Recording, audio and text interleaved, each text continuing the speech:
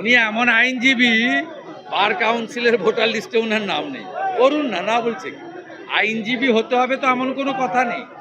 কোনো নাগরিকও প্লি করতে পারে,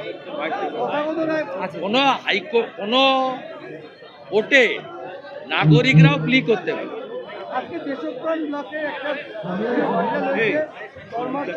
দেখুন, ওটাকে গুরুত্ব দেওয়ার দরকার নেই। ওটা 2021 সালে পুরনো, এবং বেচারিকে ফাঁসিয়ে লাভটা কি? স্লিপ অফ টাং হয়ে গেছে।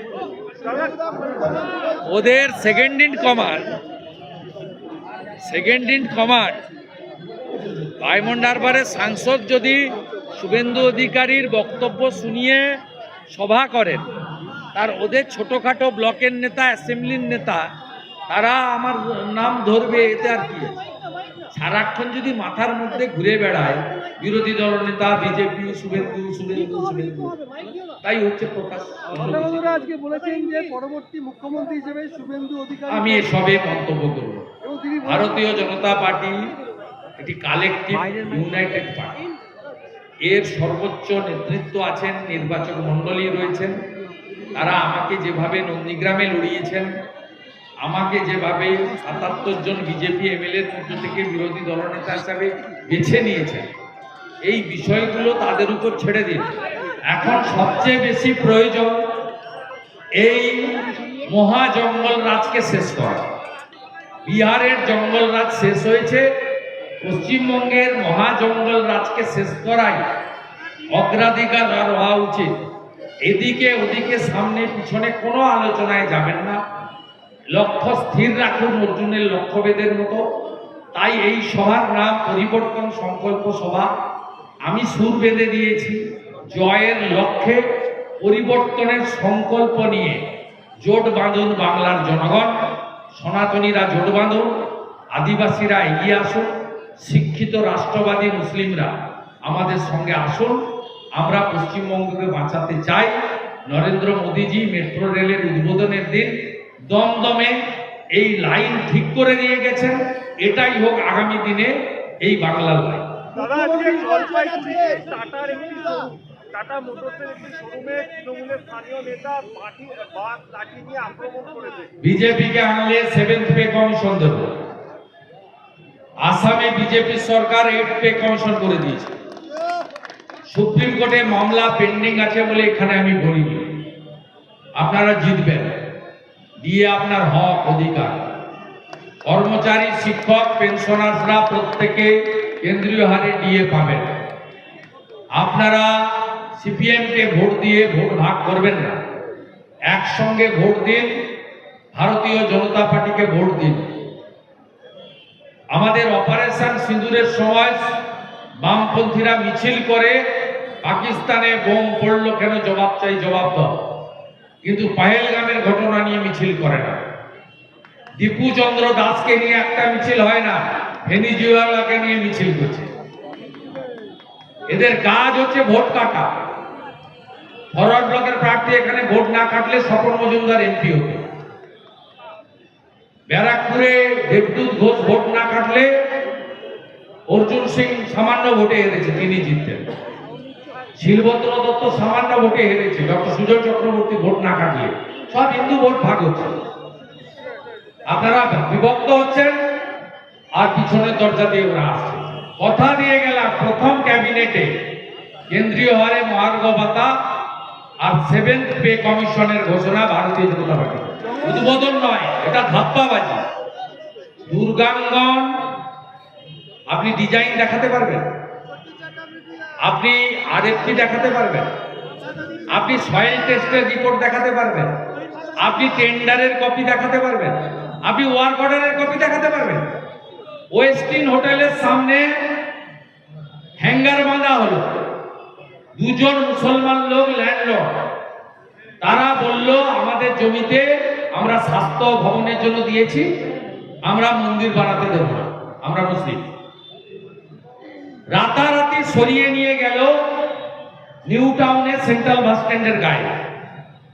সেখানে কোনো প্রিপারেশন নেই, কোনো ওয়ার্ক অর্ডার নেই।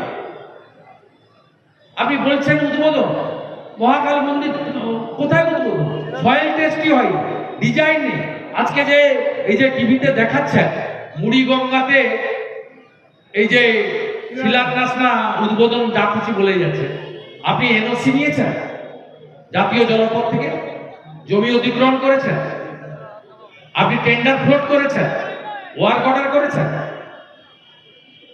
নরেন্দ্র মোদীজি এসে মেট্রোর ফিতা কাটেন আর পরের দিন থেকেই যাত্রীরা মেট্রোতে চড়তে শুরু করে, আর উনি ঢপ মারেন।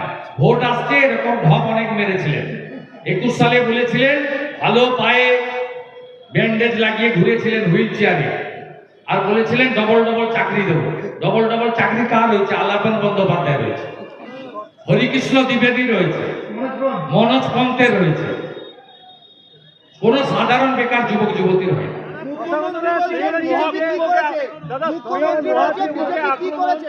মুখ্যমন্ত্রী বলছেন মহাকুম্ভের মতো যাতে অবস্থা না হয় তাই জন্য সেতু বানাচ্ছি। মহাকুম্ভের মতো যাতে অবস্থা না হয় তাই জন্য সেতু বানাচ্ছি। মহাকুম্ভকে অপমান পেন আজকে গঙ্গাসাগর থেকে দাঁড়িয়ে মুখ্যমন্ত্রী। আপনাকে পরিষ্কার বলি, আমি ওনার সঙ্গে কাজ করেছি, ওনার পরিবর্তনটাও আমি চোখের সামনে দেখেছি। তাই 6 বছর আগে আমি ওনাকে ত্যাগ করেছি। কারণটা হলো উনি পরিষ্কার হিন্দু ধর্মের যে হাজার হাজার বছরের সনাতনী প্রথা, পঞ্জিকা শাস্ত্র মেনে আমাদের যে সমস্ত প্রথা রয়েছে সেই প্রথা উনি মানেন না। উনি চান হিন্দুদের কর্মসূচিগুলো কালচারাল প্রোগ্রামে পরিণত হোক। সেই জন্য 24,000 মদের দোকান দিয়েছেন। আপনি বলুন পিতৃপক্ষে কে যায় শুভ কাজ করতে? কে যায় বলুন আপনি? পিতৃপক্ষে গয়াতে যায় যাদের বাবা মা মারা গেছেন, পিণ্ডদান করে আসেন। ওটা আমাদের কাছে শুভ পক্ষ নয়। আমরা মাতৃপক্ষ থেকে শুভ কাজ করি। যেদিন মাতৃপক্ষ শুরু হবে তার ঠিক আগের দিন অতীন ঘোষ আর সুজিত বসু পুজো উদ্বোধন করতে গেলেন। প্রত্যেকবারই করেন, আমরা সমালোচনা করি, ইচ্ছা করে গেলেন আগের দিন। কারণ এটা তিনি মেসেজ দিতে চান 35%কে যে আমি তোমাদেরই লোক, আমি এত ছেলে পেলে সব পুজো করছে তাই ওদের কাছে যাচ্ছি, কিন্তু পিতৃপক্ষে যাচ্ছি। বৃষ্টি পড়লে ওনার ছাতা লাগে না, সাদা একটা কাপড় লাগে, এবং সেই কাপড়টা দিতে হয় এমন ভাবে যাতে মনে হয় উনি হিজাব করেছেন, কানটা বাইরে থাকে, মাথাটা ঢাকা থাকে। এরপরেও আপনি বলবেন যে এই মুখ্যমন্ত্রী হিন্দুদের স্বাধীনভাবে ধর্ম পালনের যে অধিকার দিয়ে গেছে আমাদের সংবিধান, সে অধিকার আমাদের দিয়েছে। বিরোধী দলনেতাকে দুর্গাপূজা করতে, দোল পূর্ণিমা পালন করতে, রাস পূর্ণিমা পালন করতে, রথযাত্রা করতে হাইকোর্টে যেতে হয় কেন? সরস্বতী পুজোর পালন করতে যোগমায়া কলেজের ল কলেজের স্টুডেন্টকে হাইকোর্টে যেতে হয় কেন?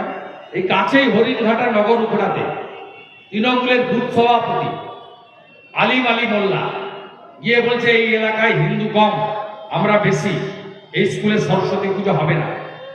এটা আপনার 1 বছর আগের কথা। এরপরেও আপনি বলবেন কোনো হিন্দু বিশ্বাস করে না, ট্রেন ছেড়ে গেছে, ইট ইজ টু লেট। আর আমাদের মন্দির হিন্দুদের নিধিতে তৈরি হয়। সরসংঘ চালক এসেছিলেন সায়েন্স সিটিতে, খোলা মঞ্চে প্রশ্ন করেছিলেন অনেক। প্রশ্ন হয়েছিল একটা প্রশ্ন যে সরকারি অর্থে মন্দির নির্মাণ কি সঠিক? তিনি দুটো উদাহরণ দিয়েছিলেন, সোমনাথ মন্দিরের আর অযোধ্যার শ্রীরাম জন্মভূমি টেম্পেল।